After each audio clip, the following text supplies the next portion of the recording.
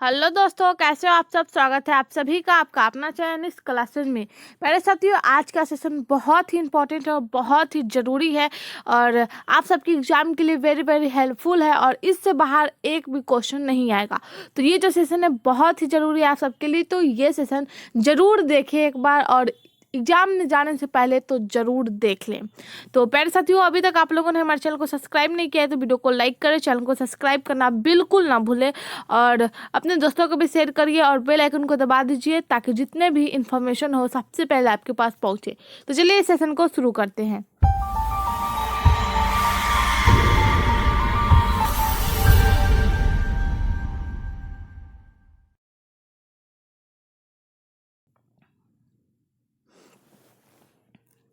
तो देखिए, हमारा फर्स्ट क्वेश्चन है कि कौन द्विगुणित संरचना है, निम्न में से कौन द्विगुणित संरचना है, ये पूछा गया है। ऑप्शन देखिए, पहला ऑप्शन है अंडाणु, दूसरा भ्रूणपोष, तीसरा युग्मनज, ऑप्शन डी में इनमें से कोई नहीं। तो अंडाणु, अंडाणु मतलब जो अंडाशय होते हैं वो कैसे होते हैं, हैप्लॉइड होते हैं, मतलब जिसे हम लोग बोलते हैं अगुणित, यानी एन होते हैं। और भ्रूणपोष जो हो जाएगा 3n होते हैं, यानी त्रिगुणित होते हैं। युग्मनज जो होते हैं वो 2n होते हैं। तो इसमें पूछा गया है कि द्विगुणित कौन है, यानी 2n, तो द्विगुणित कौन है, युग्मनज है। तो ऑप्शन हम लोग का क्या राइट हो जाएगा, ऑप्शन बी राइट हो जाएगा, सॉरी सी हो जाएगा। क्वेश्चन नंबर देखिए 2 है, ओका जो कि इनमें से किसके लिए उत्तरदायी है, कैंसर के लिए, एड्स के लिए, क्षय रोग के लिए, फिर पोलियो के लिए। तो ओका जीन जो है वो किसके लिए उत्तरदायी है, तो कैंसर के लिए, ऑप्शन ए राइट हो जाएगा। वेरी वेरी इंपॉर्टेंट क्वेश्चन है और ये जो सेशन है वेरी वेरी इंपॉर्टेंट है आप सबके लिए, तो ये छोड़कर बिल्कुल नहीं जाना है, ज़रूर देखना है क्योंकि इससे हो सकता है कि आप लोग को एग्जाम में बहुत हेल्प हो सके, क्योंकि ये जो है वो क्वेश्चन पेपर है और आप सबके लिए वेरी वेरी इंपॉर्टेंट है। क्वेश्चन नंबर 3 देखिए, इनमें कौन पौधा जलोद्भिद है, यानी जल में उगने वाला है, सिंघाड़ा, नागफनी, शीशम या फिर एकेसिया। तो कौन सा राइट हो जाएगा, तो सिंघाड़ा। आप लोगों ने खाए होंगे, सिंघाड़ा जो होते हैं क्या है, जलोद्भिद है, यानी जल में उत्पन्न होने वाले पौधे हैं। नागफनी जो होते हैं वो राजस्थान में उगते हैं, तो ये तो बिल्कुल नहीं है क्योंकि इसमें पूछा गया है जलोद्भिद। शीशम, शीशम ये भी स्थलीय है, ये जलीय नहीं है। एकेसिया ये भी जो है वो स्थलीय है, जलीय नहीं है। तो हम लोग का राइट आंसर ऑप्शन ए हो जाएगा, सिंघाड़ा। क्वेश्चन नंबर 4 देखिए, शरीर के बाहर होने वाले निषेचन को क्या कहते हैं।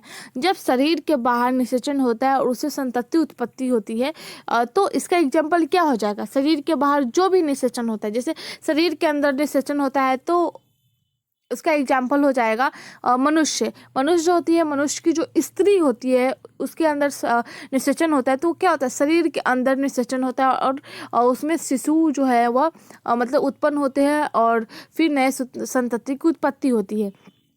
निषेचन मतलब जिसमें नर और मादा भाग लेते हैं और युग्मक का निर्माण करते हैं।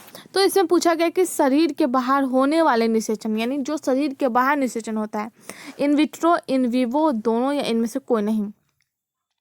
तो इस क्वेश्चन का राइट आंसर ऑप्शन ए हो जाएगा, इन विट्रो। शरीर के बाहर होने वाले निषेचन को हम लोग इंग्लिश में इन विट्रो कहते हैं और हिंदी में हो जाएगा बाह्य निषेचन, यानी बाहर, शरीर के बाहर जो निषेचन होता है वो बाह्य निषेचन होता है। जैसे जो भी जंतु जो होते हैं वो अंडा देते हैं, अंडा देने वाले जंतु को देख लीजिए, तो एग्जाम्पल में मेढक हो जाएंगे, मुर्गी हो जाएंगे, ये सब जो है वो क्या है, ये सब जो है वह निषेचन करते हैं शरीर के बाहर, मतलब अंडा तो आ जाते हैं लेकिन उसके बाद उसमें से शिशु निकलते हैं।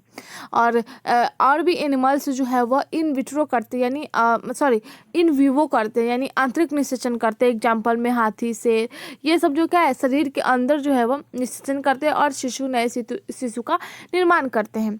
तो शरीर के बाहर होने वाले निषेचन को इन विट्रो कहते हैं और शरीर के अंदर होने वाले निषेचन को इन विवो कहते हैं। इस प्रकार से भी क्वेश्चन पूछा जा सकता है, तो ये भी लाइन याद करना जरूरी है। बस इतना याद करना जरूरी नहीं कि शरीर के बाहर होने वाले निषेचन को बाह्य निषेचन कहते हैं और शरीर के अंदर होने वाले निषेचन को आंतरिक निषेचन कहते हैं। तो बस इतना जानना काफी नहीं है क्योंकि इन विट्रो इन विवो पूछा जा सकता है। विट्रो, विट्रो मतलब बाहर, क्या जगह, विट्रो बाहर, विवो मतलब अंदर, तो ये याद रखें।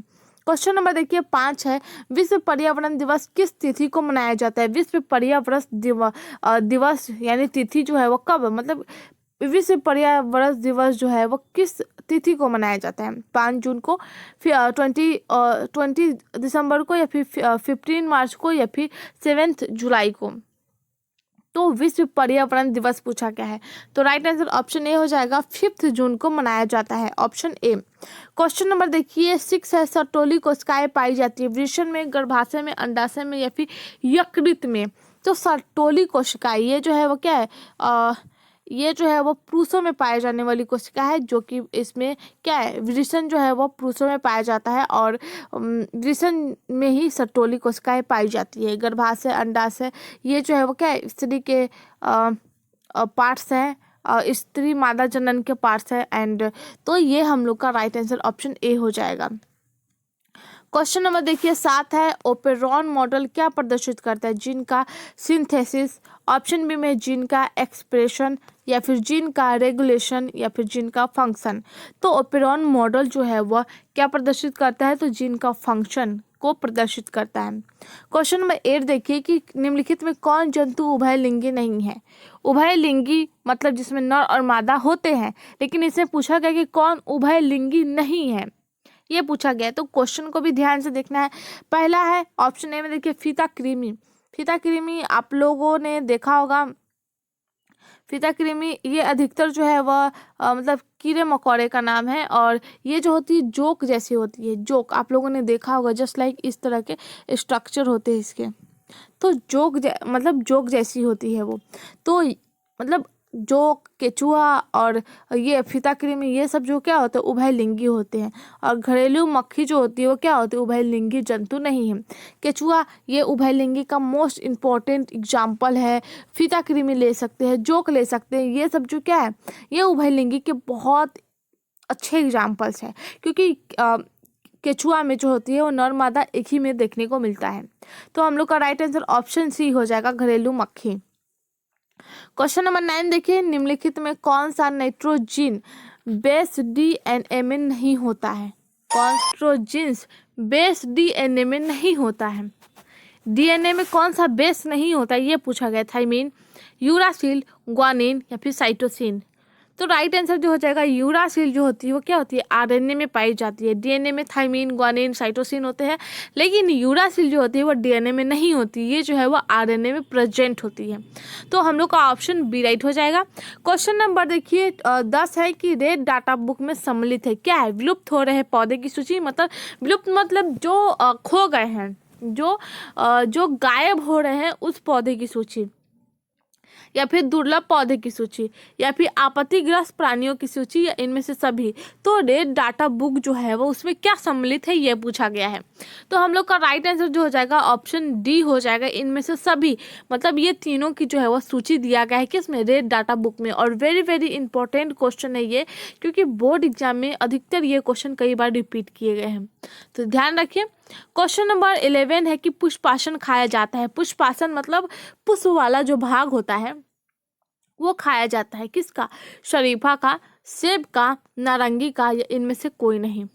तो जैसे कि आप लोगों ने शरीफा देखा होंगे, शरीफा वो जो होती है पहले पुष्पांशित होती है और फिर उसमें जो होता है वो फल आता है, तो ये जो है वो हम लोग का रॉन्ग आंसर है। नारंगी देखिए, नारंगी जो है वह पहले फूल देते हैं उसके बाद फिर उसमें फल आता है, तो ये भी हम लोग का गलत आंसर है। और हम लोग का बी राइट आंसर है सेब। सेब जो है वो क्या है, ये पुष्पासन खाया जाता है, ये पुष्पाशित अंग मतलब ये पार्ट होते हैं, तो ये जो है वो इसी का हम लोग पुष्पासन खाते हैं, तो ऑप्शन बी राइट हो जाएगा। क्वेश्चन नंबर देखिए 12 है, डीएनए इनमें से किसका आनुवंशिक पदार्थ है? डीएनए किसका आनुवंशिक पदार्थ, मतलब टोबैको मोज़ेक वायरस हो जाएगा। दूसरा है, इसका फुल फॉर्म बताया मैंने। और ऑप्शन बी में देखिए बैक्टीरियोफेज, या फिर दोनों, या फिर किसी का नहीं। तो राइट आंसर जो हो जाएगा हम लोग का ऑप्शन बी हो जाएगा, बैक्टीरियोफेज। ऑप्शन बी राइट हो जाएगा। जनसंख्या अधिक होने से क्या होता है? जनसंख्या अधिक होने से आय की कमी हो जाती है, मतलब आयु की कमी हो जाती है। ऑप्शन बी में है जमीन की कमी। आय मतलब इसको मनी भी ले सकते हैं कि पैसे की कमी हो जाती है। जमीन की कमी यानी भू प्रॉपर्टी की कमी, खनिज पदार्थ यानी जिसमें भोजन उजन ये सब आता है उसकी कमी। तो हम लोग का राइट आंसर ऑप्शन डी हो जाएगा। ये तीनों प्रोसेस जो होती है वो जनसंख्या अधिक होने से होता है। क्वेश्चन नंबर 14 देखिए, एक्रोसोम में किसका भाग है? एक्रोसोम जो है किसका भाग है ये पूछा गया है, मानव शुक्राणु के सिर का। तो एक्रोसोम शुक्राणु में पाया जाता है, ये जो है वो इस टाइप के शुक्राणु होते हैं। तो इसका जो ये वाला पार्ट होता है इसी को बोलते हैं शुक्राणु। तो ये क्या है? सिर वाला भाग है। तो हम लोग का राइट आंसर क्या हो जाएगा? ऑप्शन ए, मानव शुक्राणु के सिर का भाग, जिसे हम लोग बोलते हैं एक्रोसोम। क्वेश्चन नंबर देखिए 15 है, इनमें कौन जीवाणु जनित रोग है? जीवाणु जनित रोग कौन है ये पूछा गया है। तो कुछ रोग मतलब कुष्ठ रोग हो जाएंगे, क्षय रोग, हैजा, या इनमें से कोई नहीं। तो 15 का राइट आंसर ऑप्शन डी हो जाएगी। ये तीनों जो है वो क्या है? जीवाणु जनित रोग है। क्वेश्चन नंबर देखिए 16 है कि मनुष्य यानी पुरुष में गुणसूत्रों की संख्या होती है। तो नॉर्मली जो होती है वह मनुष्य में कितनी होती है? 46 होती है गुणसूत्रों की संख्या। लेकिन इसमें बोला गया कि मनुष्य के केवल पुरुष के बारे में बताना है। तो राइट आंसर हम लोग का ऑप्शन बी हो जाएगा, 44 + XY। क्या हो जाएगा? 44 + XY हो जाएंगे। ये दो और ये दो मिला करके कितने हुए? 46। तो 46 होते हैं। और अगर स्त्री में पूछा जाता हो तो स्त्री में XX होते हैं और बाकी 44 यहाँ पे ऐड कर देंगे, तो ये स्त्री में हो जाएंगे। क्वेश्चन नंबर देखिए 17 है, एसिटाबुलेरिया निम्न में क्या है? जीवाणु है, सवाल है, प्रोटोजोआ है, या फिर एकल कोशिका प्रोटीन है? तो राइट आंसर ऑप्शन डी हो जाएगा, एकल कोशिका प्रोटीन है। तो ऑप्शन डी राइट हो जाएगा। क्वेश्चन नंबर 18 देखिए, अनुन्मिल परागन वाले पौधे में निश्चित रूप से होता है स्वपरागन, पर परागन, ए बी दोनों या इनमें से कोई नहीं। तो स्वपरागन यानी जो खुद पे डिपेंड होता है। एग्जाम्पल में प्लांट्स को देखो, वो खुद खाना बनाता है। और ह्यूमन बीइंग जो होते हैं यानी मनुष्य जो होते हैं वो दूसरे पे डिपेंड होते हैं, चाहे वो फ्रूट पे डिपेंड हो तो या फिर अनाज पे डिपेंड हो तो वो किसी और पे डिपेंड होते हैं। और जो प्लांट्स होते हैं, जो जैसे हम लोग गेहूं का खेत लगाए तो हम लोग का सिर्फ लगाने का काम है, बाकी जो प्रोसेस उसका खाना बनाने का वो खुद सनलाइट के थ्रू बनाता है, फोटोसिंथेसिस करता है, तो वो खुद बनाता है प्रकाश संश्लेषण के माध्यम से। तो इसी को ही बोलते हैं स्वपरागन, जो खुद स्वयं अपना खाना बनाता हो। पर परागन किसी और पे डिपेंड होता है, जैसे ह्यूमन बीइंग मनुष्य जो हो जाएंगे वो पर परागन के कैटेगरी में आ जाएगा। लेकिन स्वपरागन जो हो जाएंगे उसमें प्लांट्स आ जाएंगे, हरे भरे जो प्लांट्स होते हैं वो। तो इसमें देखिए 18 का राइट आंसर जो हो जाएगा ऑप्शन ए हो जाएगा, स्वपरागन। अनुन्मिल परागन वैसे पौधे होते हैं, पौधे में निश्चित रूप से स्वपरागन पाया जाता है। लेकिन जो अनुन्मिल तो हो गए स्वपरागन, और जो नुन्मिल जो होते हैं वो परपरागन हो जाएंगे। तो ये जो हो उन्मिल जो हो जाएंगे वो परपरागन हो जाएंगे। क्वेश्चन नंबर 19 देखिए, पारिस्थितिक तंत्र के आहार श्रृंखला में ऊर्जा का प्रभाव होता है। तो इसका राइट आंसर ऑप्शन ए हो जाएगा, एक दृश्य। तो ऑप्शन ए। क्वेश्चन नंबर 20 है कि इनमें कौन सा रक्त समूह सार्वभौमिक रक्तदाता है? सार्वभौमिक मतलब वो सबको रक्तदान कर सकता है। बी, ये भी नहीं। ऑप्शन देखिए ऑप्शन बी में ए दिया हुआ है, ब्लड ग्रुप जो है वो ए। ऑप्शन सी में ए बी यानी ब्लड ग्रुप ए बी। तो ये तीनों जो है वो गलत ऑप्शन है। जो ओ वाले होते हैं, जिसे हम लोग ओ या 0 बोलते हैं, ये जो होते हैं वो हर एक ब्लड मतलब ब्लड ग्रुप को क्या है, वो हर एक इंसान को ब्लड डोनेट कर सकता है, चाहे वह ए बी नेगेटिव हो, ए बी पॉजिटिव हो, ए नेगेटिव या ए पॉजिटिव हो, या फिर बी नेगेटिव या बी पॉजिटिव हो, किसी तरह का हो, वो हर एक को क्या करता है, रक्त दे सकता है, रक्त जो है वो डोनेट कर सकता है। तो चलिए नेक्स्ट क्वेश्चन देखते हैं। क्वेश्चन नंबर 21 है, एक संकरण क्रॉस का फिनोटाइपिक अनुपात क्या होता है? एक संकरण का फिनोटॉपिक तो 3:1 हो जाएंगे। ऑप्शन बी राइट हो जाएगा। क्वेश्चन नंबर देखिए, गेंडा अभ्यारण्य किस राज्य में अवस्थित है? असम, पश्चिम बंगाल, उत्तर प्रदेश या फिर बिहार? तो राइट आंसर जो हो जाएगा ऑप्शन ए हो जाएगा, असम में जो है वो गेंडा अभ्यारण्य राज्य में अवस्थित है। तो ऑप्शन ए। क्वेश्चन नंबर 23 है, डीएनए से एमआरएनए बनाने की प्रक्रिया को क्या कहते हैं? डीएनए से एमआरएनए जो मैसेज पहुंचाता है आरएनए को, जो मैसेज पहुंचाता है आरएनए को, उसे बोलते हैं एमआरएनए। तो डीएनए से एमआरएनए बनाने की जो क्रिया होती है क्या कहते हैं? ट्रांसक्रिप्शन बोलते हैं, रिप्लिकेशन बोलते हैं, या फिर ट्रांसलेशन बोलते हैं, या फिर इनमें से कोई नहीं। तो राइट आंसर ऑप्शन ए हो जाएगा, ट्रांसक्रिप्शन। तो ऑप्शन ए। क्वेश्चन नंबर 24 देखिए, WHO द्वारा ध्वनि प्रदूषण का कौन सा मानक सही है? WHO वर्ल्ड हेल्थ ऑर्गेनाइजेशन यानी स्वास्थ्य क्या बोल सकते हैं, वर्ल्ड यानी स्वास्थ्य हेल्थ बोल सकते हैं केंद्र जिसको बोल सकते हैं, तो WHO का फुल फॉर्म होता है वर्ल्ड हेल्थ ऑर्गेनाइजेशन। तो इसके माध्यम से जो है वह ध्वनि प्रदूषण का कौन सा मानक सही है? ऑप्शन ए में देखिए 20 से 30 डेसिबल, ऑप्शन बी में 45 डेसिबल, ऑप्शन सी में 75 डेसिबल, ऑप्शन डी में है 90 डेसिबल। तो राइट आंसर जो हो जाएगा ऑप्शन ए हो जाएगा 20 से 30 डेसिबल। ऑप्शन ए राइट हो जाएगा। क्वेश्चन नंबर 25 है, मलेरिया रोग उत्पन्न होता है किससे? नरक्यूलेक्स से, ऑप्शन बी में मादा एनोफिलिस से, ऑप्शन सी में है मादा एडिस से, ऑप्शन डी में है नर एनोफिलिस से। तो मलेरिया जो है वो क्या है? मादा एनोफिलिस मच्छर के काटने से होता है। और जितने भी मच्छर हैं वो उसमें सिर्फ मादा जो है वो काटने का काम करता है। तो मादा जो है वह मादा एनोफिलिस मच्छर के काटने से मलेरिया रोग होते हैं, नर के काटने से नहीं। तो ऑप्शन हम लोग का बी राइट हो जाएगा। क्वेश्चन नंबर देखिए 26 है, किस गैर फली पौधे के जड़ पिंड में जैविक खाद मौजूद है? किस गैर फली पौधे के जड़ में पिंड में जैविक पौधे के जड़ पिंड में जैविक खाद मौजूद है? तो एट्रोबैक्टर, ऑप्शन में क्लस्ट्रीडियम, ऑप्शन सी में फ्रैकिया, ऑप्शन डी में इनमें से कोई नहीं। तो 26 का राइट आंसर ऑप्शन सी हो जाएगा। फ्रैकिया के अंदर जो है वो क्या है? जैविक खाद मौजूद। देखिए दूध से दही बनने में किस जीवाणु का उपयोग होता है? दूध से दही बनने के लिए किस जीवाणु का उपयोग होता है ये पूछा गया है। तो राइट आंसर जो हो जाएगा ऑप्शन बी हो जाएगा, लैक्टोबैसिलस। क्या हो जाएगा? ऑप्शन बी राइट है। लैक्टोबैसिलस का जो है वो उपयोग किया जाता है, जीवाणु का उपयोग किया जाता है, ऑप्शन बी। तो ये जो है वह क्या है हम लोग का MCQ जो है वो रिवीजन क्लास है, क्योंकि एग्ज़ाम नज़दीक है और ये सब प्रैक्टिस करना बहुत ही ज़रूरी है। तो चलिए लास्ट क्वेश्चन देखते हैं। अर्जित गुणों के वंशागति का सिद्धांत किनके द्वारा दिया गया है? किनके द्वारा किया गया है? डार्विन, लैमार्क, डेवरिच या फिर हैकल। तो राइट आंसर ऑप्शन बी हो जाएगा, लैमार्क। क्या हो जाएगा? ऑप्शन बी राइट हो जाएगा। तो देखिए, तो आज का सेशन यहीं तक रहा है और एग्ज़ाम में अपना बेस्ट दीजिएगा।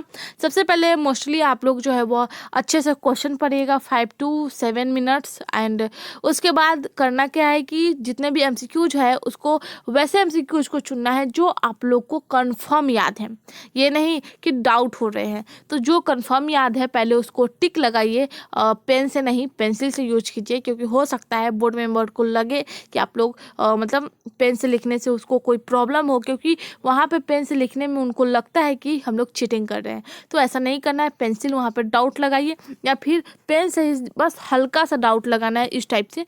ज़्यादा इस प्रकार से ऐसे करना नहीं है, बस ऐसे डाउट कर दीजिए इसके नीचे, मतलब समझ में आ जाएगा कि हाँ ये राइट है। तो ये करना है। उसके बाद जो क्वेश्चन आप लोग से सॉल्व नहीं हो रहे हैं वो अंत में करना है MCQs में। और लघुत्तरीय क्वेश्चन यानी शॉर्ट टाइप जो क्वेश्चंस होते हैं 3 नंबर वाले या 2 मार्क्स वाले, तो उसमें वही क्वेश्चन को चुनना है जो आप लोग को कंफर्म याद हो। और अच्छे से शायद 8 या 10 क्वेश्चन दिए जाते हैं, तो अच्छे से उसमें मैक्सिमम आप लोग को 18 या 19 मार्क्स तो लाना ही है, तो अच्छे से लिखना है। 2 मार्क्स वाले क्वेश्चन में फिर भी आप लोग 5 या 4 लाइन जरूर लिखे, या फिर उससे ज़्यादा लिखना चाहे तो मोस्टली आप लोग 5 से एबव लिख सकते हैं, 5 या 6 लाइन तक ही लिख सकते हैं, क्योंकि 2 मार्क्स वाले क्वेश्चन से या 3 मार्क्स वाले हैं। 5 मार्क्स वाले अगर क्वेश्चन हो तो वहाँ पे क्या करना है, वहाँ पे आप लोग को आधा पेज से ऊपर तक लेके जाना है, क्योंकि कई बार होते हैं कि फिगर बनाना हो। और मोस्टली याद रखिएगा अगर किसी में फिगर दिया गया है तो उसको लेबल जरूर करें, मतलब उसमें जो भी फिगर दिया हुआ है, जैसे मान लीजिए ये हम लोग का शुक्राणु है, तो ये ऊपर वाले भाग को एक्रोसोम कहा जाता है। तो इस प्रकार से आप लोगों को लेवल करना है, और फिगर जो है वह मतलब ऐसा बनाए कि समझ में आ जाए, ये नहीं कि पूरा कचरा करके आ जाए और मतलब और या फिर अच्छे से बनाने में पूरा टाइम गवा दे। मतलब ऐसा बनाना है कि उसको समझ में आ जाए, दिखे कि हाँ ये शुक्राणु का फिगर है। तो मतलब टाइम को मैनेज करके चलना है और अच्छे से लिख के आना है और अच्छा से अच्छा मार्क्स गेन करना है। तो चलिए आज के लिए बस इतना ही, मिलते हैं नेक्स्ट सेशन में। धन्यवाद।